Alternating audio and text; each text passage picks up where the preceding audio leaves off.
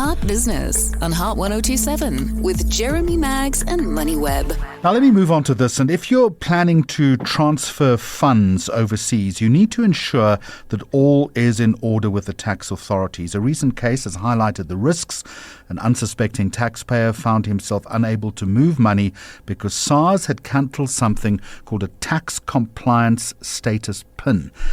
The essential approval allows for cross-border financial transactions, but missing documents or outdated information can lead to delays, financial loss, and I guess as bad as reputational damage. So I want to try and navigate the complexities of tax compliance and avoid these pitfalls. I'm in conversation now with Lovemore Ndlovu, who's head of SARB engagement and expatriate compliance at Tax Compliance SA. Lovemore, welcome. Thank you very much indeed. Maybe the starting point here, not many of us know what a TCS PIN is, so you can tell me what that is and why it's crucial for taxpayers to have one of these who want to transfer funds overseas. Thank you, Jeremy. Good afternoon, and good afternoon to listeners. Thank you also for having me here. Right. So the tax compliance status PIN, which in short is called TCS PIN, it is the document that everyone needs to move funds abroad. It all depends on the amount that you want to move. For example, for residents, which are now tax residents in South Africa, they've got the allowance of 1 million per year that they can use or move without having this TCS PIN. However, for those that have ceased their tax residence, they need this approval from SARS for every cent that they may want to move abroad. So it is a document issued by SARS where you request for transfer of funds from South Africa to any destination outside South Africa.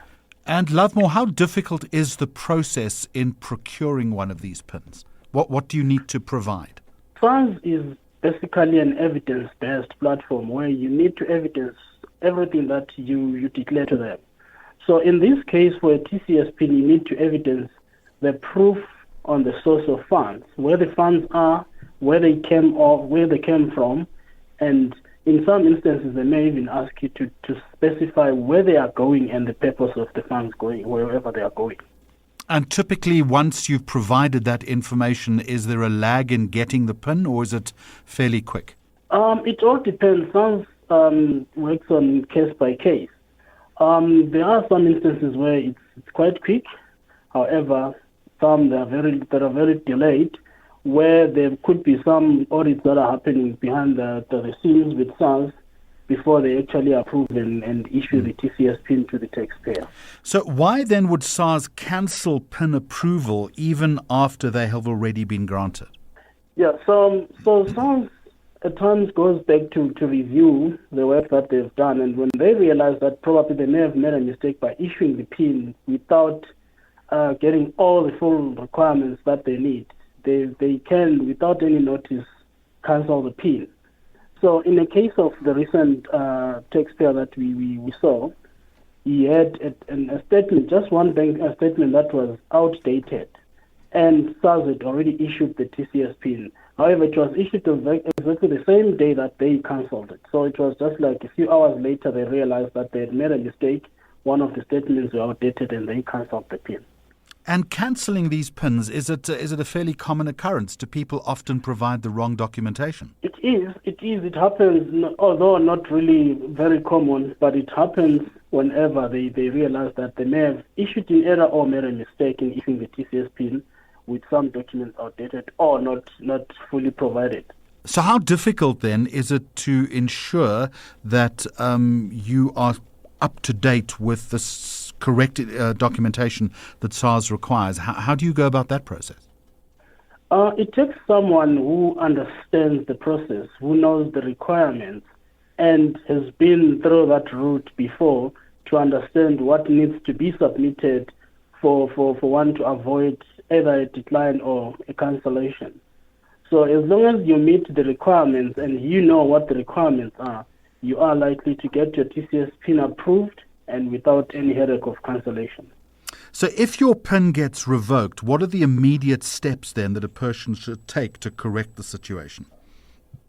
So the first step is to understand why it was cancelled. What was the reason for cancellation, so that at least you are aware of what needs to be done when you resubmit.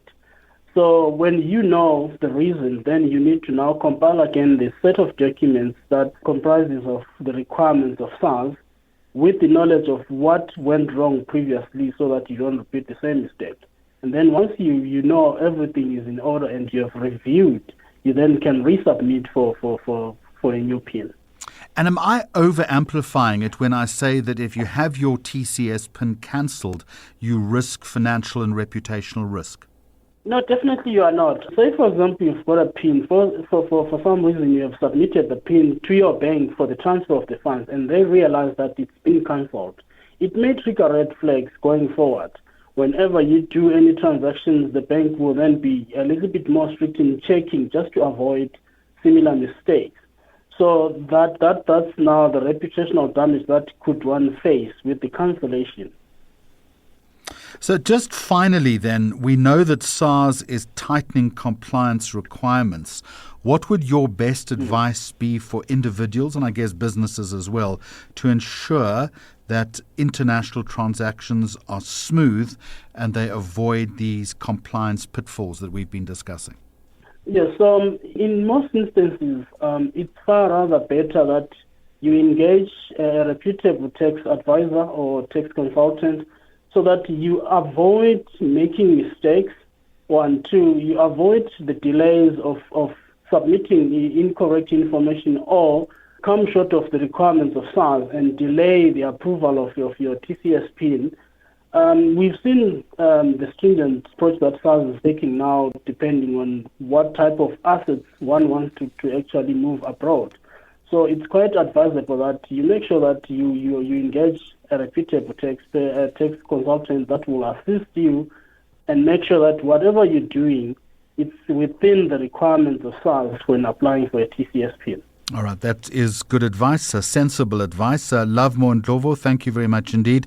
Head of SARB Engagement and Expatriate Compliance at Tax Compliance SA. Appreciate your time tonight. Hot Business on Hot 102.7 with Jeremy Maggs and MoneyWeb.